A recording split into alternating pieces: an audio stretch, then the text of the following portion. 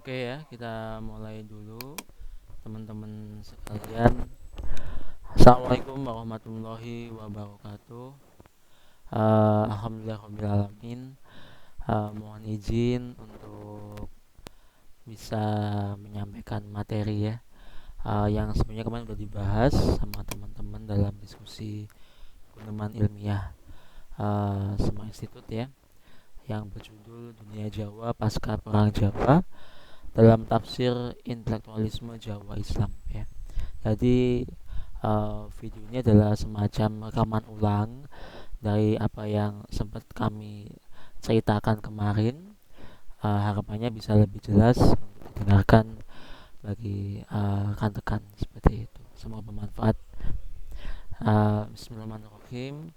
Allahumma sholli ala sayyidina Muhammad wa ala ali sayyidina Muhammad. Dunia Jawa Pasca Perang Jawa dalam tafsir intelektualisme Jawa Islam ya.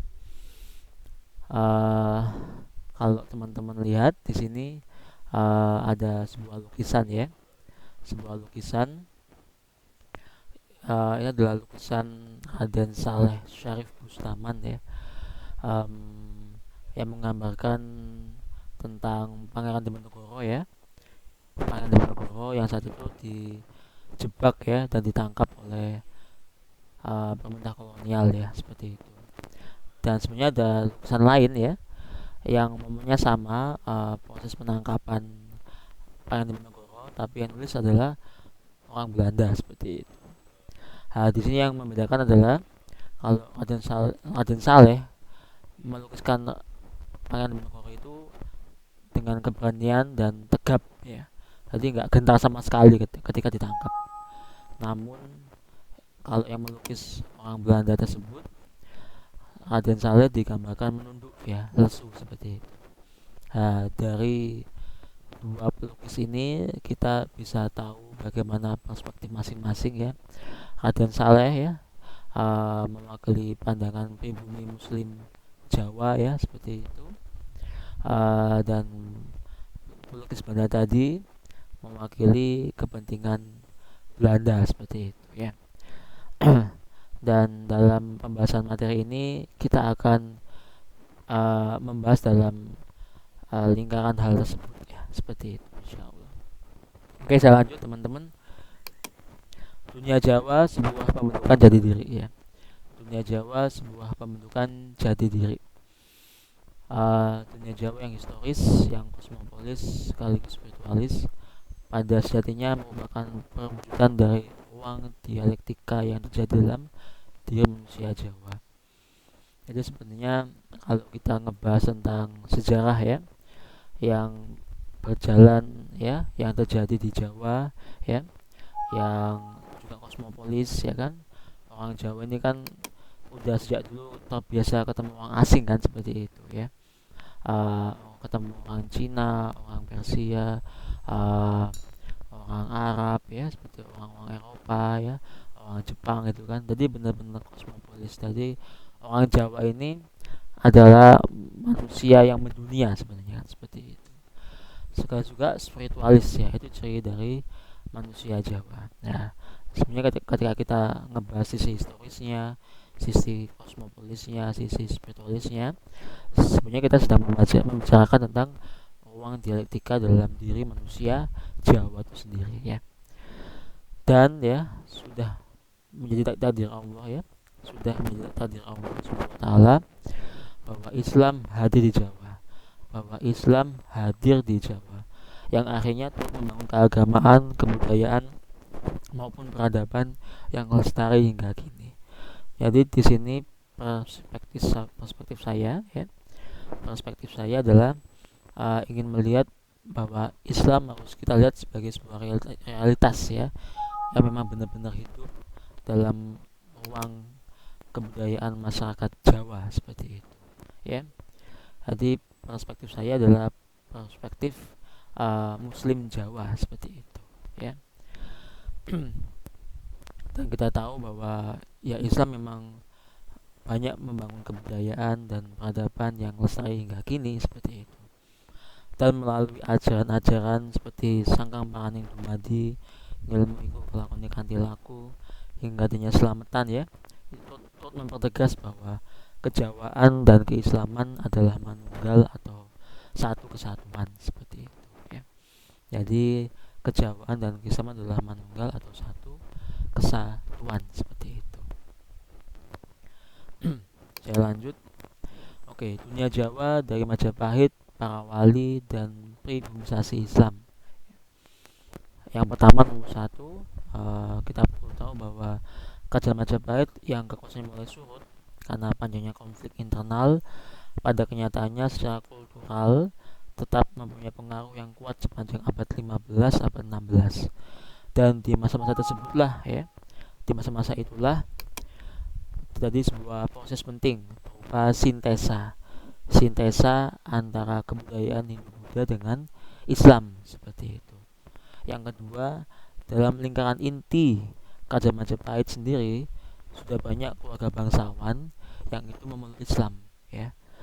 Hal tersebut diantaranya ditandai dengan adanya kompleks makam Islam Troloyo di Mojokerto yang dianggap sebagai ibu kota Majapahit. Jadi ada bukti arkeologisnya ya, di mana sudah ada banyak keluarga bangsawan Majapahit yang itu beragama Islam seperti itu.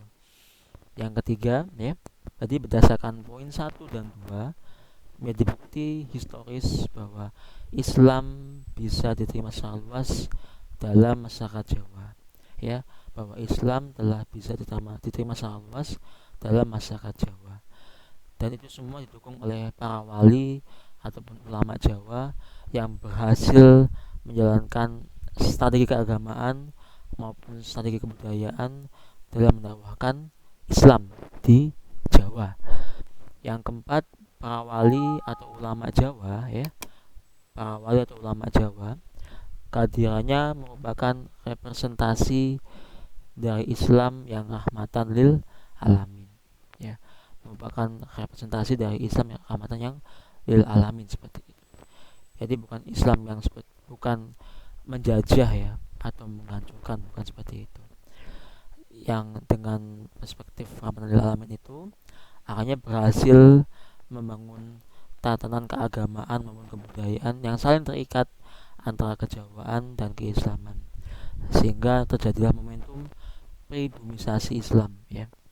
Jadi istilah ini ya teman-teman ya, kawan-kawan sekalian, istilah pribumisasi Islam ini saya mengikuti istilahnya Gus Dur ya, Kiai Abdul Rahman Wahid. Beliau pernah menyampaikan tentang dalam sebuah tulisannya beliau ya, sebuah artikel,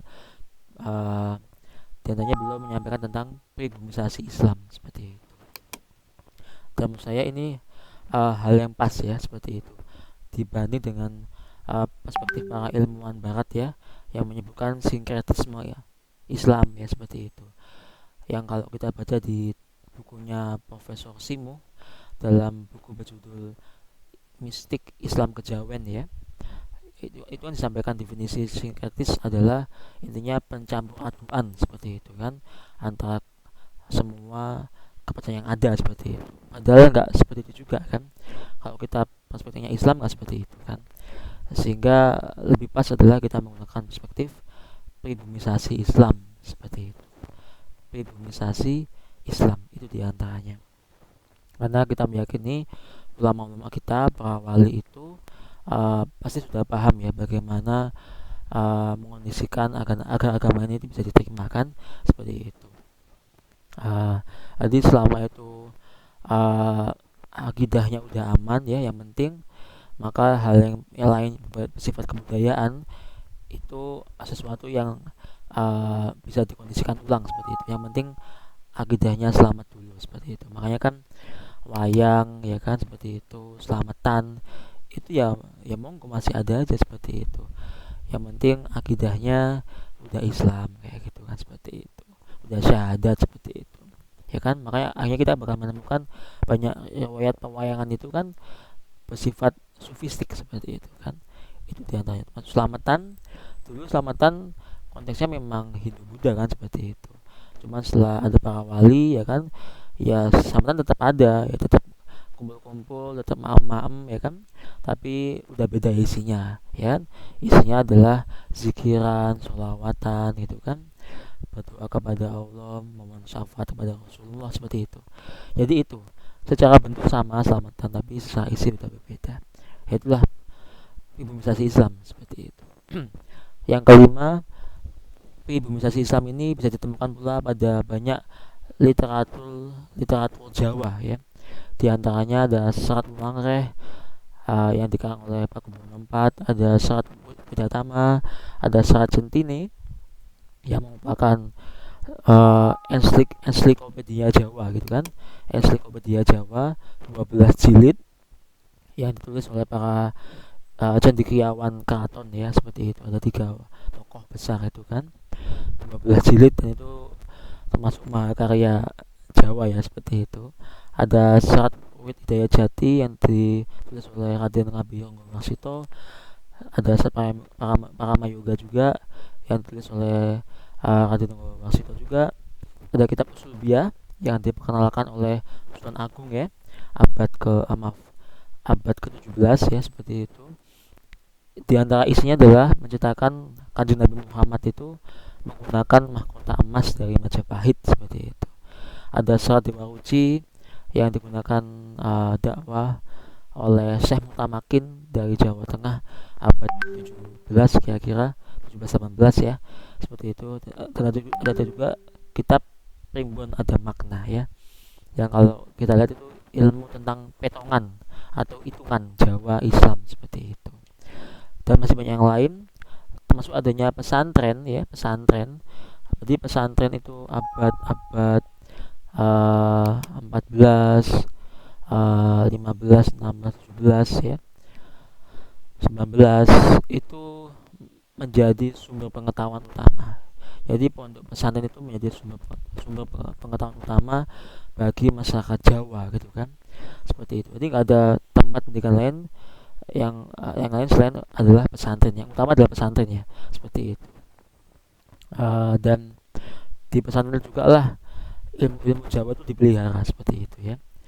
Dan ini kita bisa temukan di pondok Gerbang Tinatar Tegal Sari ya, Ponorogo ya, seperti itu, yang dipimpin oleh Mbak Yai Hasan Besari, seperti itu.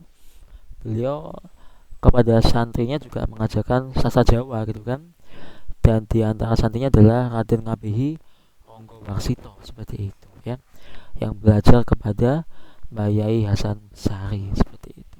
Jadi pesantren di masa itu, sebelum ada politik etis ya, sebelum ada kebijakan kolonial Belanda, pesantren adalah pusat pendidikan yang utama bagi masyarakat Jawa, seperti itu.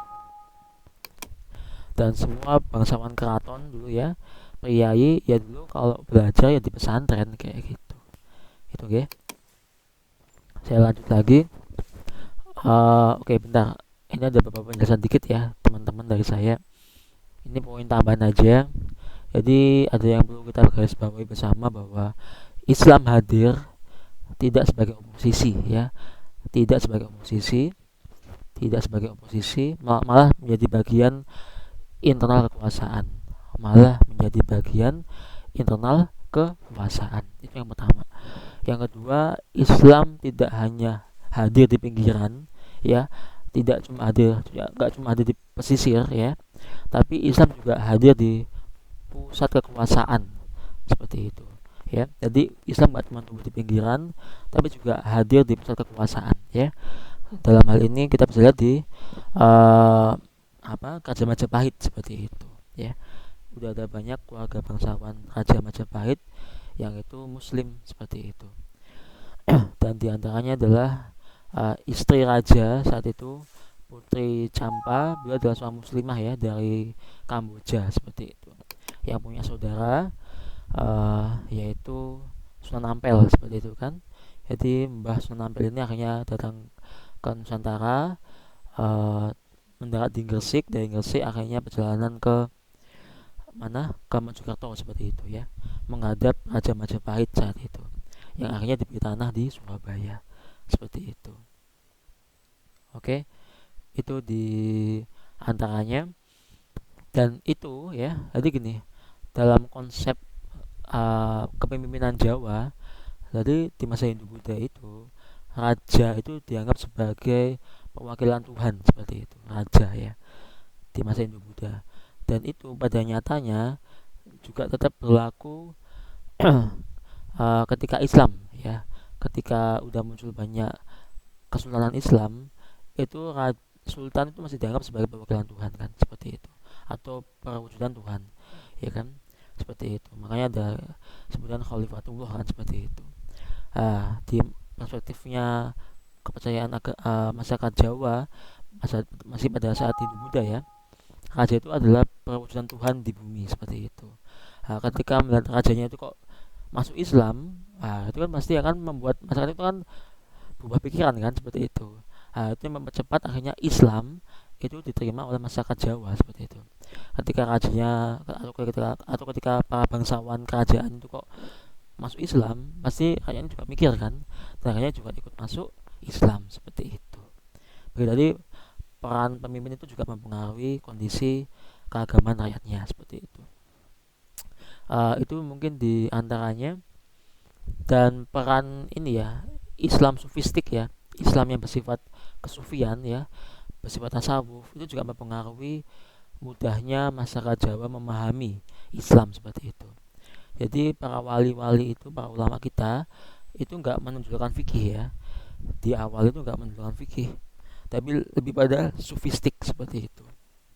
Sehingga masyarakat Jawa lebih berkenan ya, untuk memahami. Kenapa kok sufistik? Karena kalau sufisme atau bersifat tasawuf itu lebih lunak ya, lebih mau mengayomi kepercayaan lokal yang ada, seperti itu ya, bukan dengan sudut pandang fikih, seperti itu ya. Itu yang membuat akhirnya masyarakat Jawa itu dengan gembira ya, mau menerima Islam, seperti itu ya. Oke, saya lanjut teman-teman ya, semoga jelas suara saya. Selanjutnya, dunia Jawa pasca perang Jawa, penciptaan batas kebudayaan dan keagamaan. Jadi dunia Jawa antara sebelum perang Jawa dan pasca perang Jawa pada realitasnya memang berbeda ya. Sebab era dalam sejarah Jawa telah, kalau kata Profesor Peter Carey ya, sebab era dalam sejarah Jawa telah ditutup, kepercayaan di komunitas keagamaan dihancurkan, Eropa menggantikan Arabi, dan kemerdekaan politik raja-raja Jawa Tengah berakhir, seperti itu. Jadi semua sudah selesai gitu kan. Kalau kata Profesor Wycliffe dalam bukunya yang diterjemahkan menjadi mengislamkan Jawa, beliau menyampaikan bahwa penjajahan kolonial itu dimulai secara total ya, itu sekitar akhir abad 19 ya, seperti itu. Karena sebelumnya itu bangsawan Jawa itu masih bisa melawan gitu kan, seperti itu ya. Dan pengaruh Islam masih kuat, pengaruh pesantren masih kuat, seperti itu. Dan di akhir abad 19 lah semua tatanan berubah, seperti itu. Yang kedua, perang Jawa 1825-1830 adalah garis batas dalam sejarah Jawa dan sejarah Indonesia dalam skala yang lebih luas. Dan peristiwa tersebut menjadi batas nyata antara tatanan lama Jawa dan zaman modern, seperti itu. Ketiga, semenjak Pangeran Diponegoro ditangkap oleh pemerintah Belanda, maka perlawanan kepada Belanda sejatinya belum selesai gitu kan. Karena di pedalaman Jawa masih banyak perlawanan kepada Belanda sebenarnya, yang dipimpin oleh para pemimpin tarekat, seperti itu. Ya, seperti itu. Dan tadi sebenarnya itu walaupun Pangeran Diponegoro ditangkap dan diasingkan ke Makassar ya, tapi sebenarnya para pengikutnya, para pemimpin tarekat itu masih melawan sebenarnya ya, seperti itu. Dan itu yang membuat pemerintah kolonial itu benar-benar keras ya, menghadapi perlawanan para pemimpin muslim ini yang berbasis tarekat, seperti itu, yang biasanya dipimpin oleh para ulama-ulama yang ada, seperti itu. Itu diantaranya. Kemudian yang keempat ya, pemerintah Belanda membentuk Institut Budaya dan Bahasa Jawa atau semacam Javanologi gitu tahun 1832 di Surakarta, dengan tujuan untuk membuat struktur pengetahuan baru tentang Jawa yang jauh dari identitas Islam, seperti itu. Jadi pokoknya batasnya itu sejak perang Jawa selesai gitu kan, maka diterapkanlah strategi besar-besaran untuk mengacau balukan sistem pengetahuan kebudayaan agama masyarakat Jawa seperti itu ya. Ya, di antaranya adalah dengan dibentuknya Institut Budaya dan Bahasa Jawa Javanologi itu ya. Dan dengan munculnya institut ini, maka ini adalah usaha Belanda untuk menggeser pusat pengetahuan ya, yang sebenarnya di pesantren-pesantren, akhirnya digeser semua berkibat berkibat ke Belanda seperti itu ya. Itu diantaranya. Jadi akhirnya dulu bangsawan orang priai yang dulu di keraton tinggalnya, yang biasa nyantri, akhirnya menjadi bawahannya Belanda seperti itu. Yang kelima, kemudian diterapkannya sistem tanam paksa oleh Van der Bos tahun 1830 makin memburuk keadaan yang ada di Jawa gitu kan, karena akhirnya bangsawan tunduk kepada Belanda seperti itu, dan akhirnya bangsawan itu menindas rakyatnya. Yang sebelumnya itu para bangsawan raja ini mengayomi rakyatnya, malah menjadi menindas rakyatnya seperti itu ya. Jadi malah makin memeras ya, rakyatnya seperti itu ya. Itu diantaranya, sehingga terjadi hubungan yang tidak harmonis antara keraton dengan rakyatnya seperti itu ya. Itu diantaranya. Yang keenam, selanjutnya di tahun 1901 muncullah kebijakan politik etis ya. Itu makin masif lah kebijakan politik pengetahuan Belanda seperti itu. Muncullah sekolah-sekolah Belanda ya kan, yang hanya turut membentuk kebudayaan baru, pemikiran baru, dan sikap sosial baru yang serba terbaratkan ya, dan makin diperbudak seperti itu ya, sehingga para priai Jawa makin kehilangan identitas ya.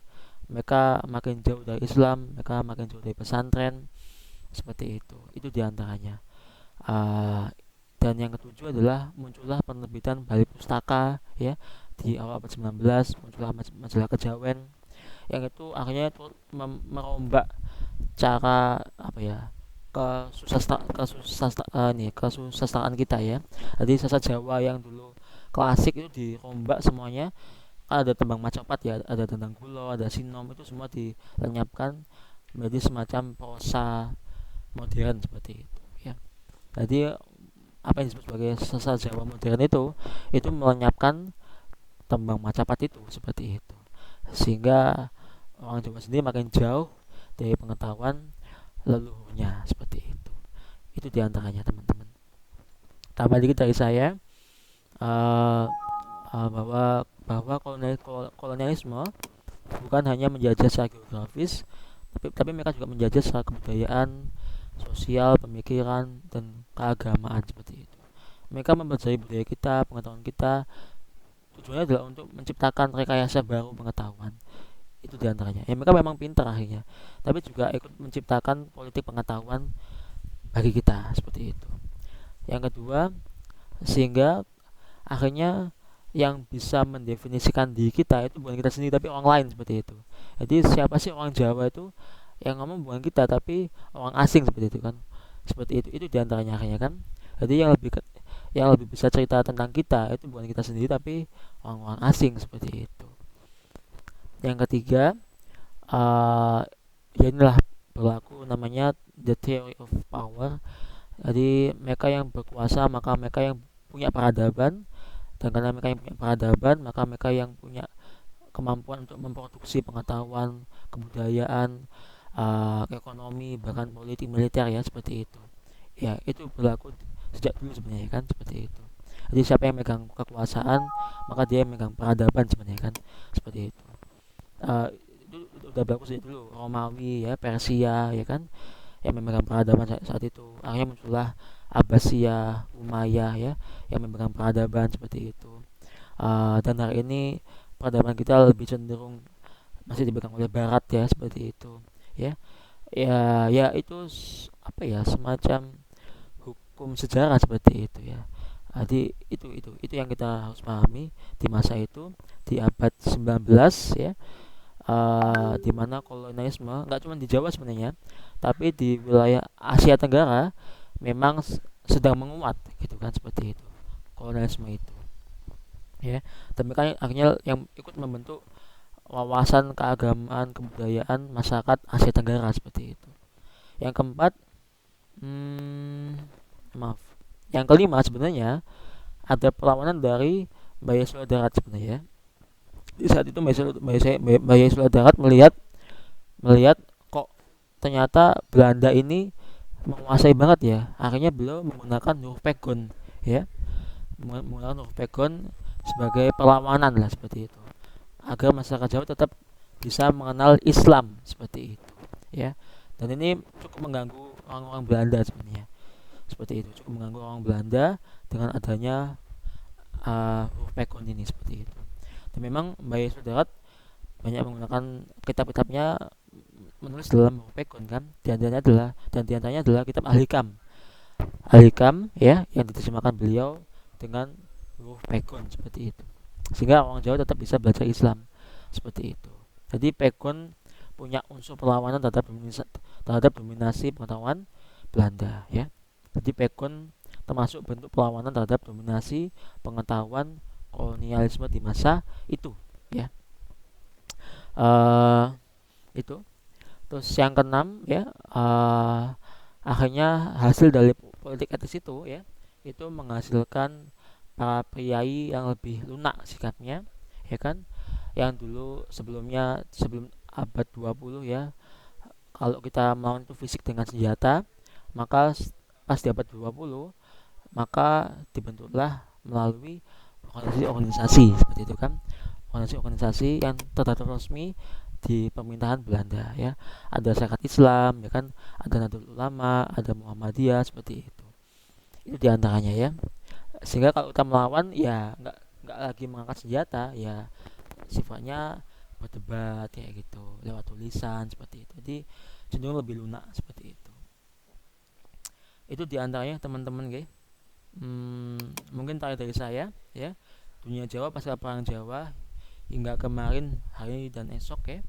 Jadi hingga kemarin, maksudnya adalah kita tahu bahwa di abad 20 ada sebuah penelitian yang makin memeruncing ya gitu kan. Jadi kita tahu bahwa di abad 19 ya, di mana makin dipecah-pecah ya, mana bagaimana priai itu dikurung ya, di golongan sendiri oleh pemerintah kolonial, bagaimana santri dibagi sendiri lagi, bagaimana rakyat dibagi lagi sendiri. Di abad 20 itu makin tajam, makin jelas itu kan, seperti itu. Dan ini bisa dilihat melalui penelitiannya Profesor Clifford Geertz ya, yang itu makin memperuncing ya, seperti itu. Dengan pembagian kelas, ada abangan, santri, priai seperti itu ya. Yang penelitian beliau ini ya berpengaruh besar ya di lingkungan intelektual kita ya, dan juga di masyarakat kita sebenarnya kan, seperti itu. Efeknya jangka panjang seperti itu, karena sampai hari ini efeknya seperti itu ya. Jadi akhirnya abangan, santri, priai ini jadi sesuatu yang berlawanan kan, padahal mereka sebenarnya ya sama-sama Islam semuanya gitu kan, seperti itu ya kan. Jadi seolah abangan itu apa ya, seolah abangan itu bukan Islam seperti itu kan, padahal abangan juga Islam kan, seperti itu ya kan. Seolah santri itu nggak selamatan, padahal santri juga selamatan seperti itu ya. Seolah pria itu nggak Islam, padahal pria juga Islam seperti itu ya ya. Dan kalau kita lihat Raden Ngabiyung Wasito, beliau itu priai ya santri seperti itu ya. Jadi apa ya, teorinya beliau ini, Profesor Clifford Geertz ini bermasalah sebenarnya kan, seperti itu ya. Dan akhirnya di masa Orde Baru Pak Soeharto itu makin memperuncing permusuhan itu ya, dengan dikerucutkannya 3 partai ya, ada Partai Golkar, PDI Perjuangan, sama P3 seperti itu kan. Partai Golkar seolah partainya priai karena dapat Soeharto, PDI partainya abangan ya, karena di situ ya orang komunis, Nasrani semua gabung di PDI ya kan. Terus P3 partainya orang Muslim seperti itu. Jadi makin apa ya, saling apa ya, semacam saling dibangun konflik antar golongan ya di masa Orde Baru itu dengan munculnya tiga partai itu kan, seperti itu ya. Itu kebijakan dari politik Orde Baru yang sampai hari ini akhirnya berefek panjang ya. Yang kemarin Pak Amin Rais ya sempat menyampaikan ada partai setan, ada partai Allah, seperti itu. Itu sebenarnya menunjukkan keterbelahan kita kan, seperti itu. Padahal partai setan yang dengan partai setan itu sebenarnya juga orang muslim kan di dalamnya, seperti itu ya. Dan juga ada yang santri juga bisa jadi kan, seperti itu. Jadi nggak tadi kayak PDI itu kan, kita lihat PDI Demokrat misalkan, seperti itu ya, itu muslim juga sebenarnya kan, seperti itu. Dan ada yang santri juga kan, seperti itu ya kan. Jadi ini ada juga nanti ada sebutan apa namanya, kadrun togo ya, seperti itu ya kan. Itu juga penggambaran dari keterbelahan masyarakat kita, seperti itu diantaranya ya. Sehingga hasil kebijakan kolonial masih terasa hingga kini, bahkan di kalangan intelektual kita hingga para pengurus partai, yang hal ini menciptakan keterbelahan pada masyarakat kita, yang kayaknya di pemilu tahun depan, di pemilu 2024 kayaknya bakal tetap masih gak punya perubahan, seperti itu ya. Makanya ini perlu ditangani agar ini gak berkembang jangan, seperti itu. Semoga bermanfaat teman-teman semuanya. Mohon maaf ya, nanti bisa ditanyakan lewat komentar di YouTube. Terima kasih semuanya, terima kasih. Saya cukupin dulu teman-teman semuanya. Wassalamualaikum warahmatullahi wabarakatuh.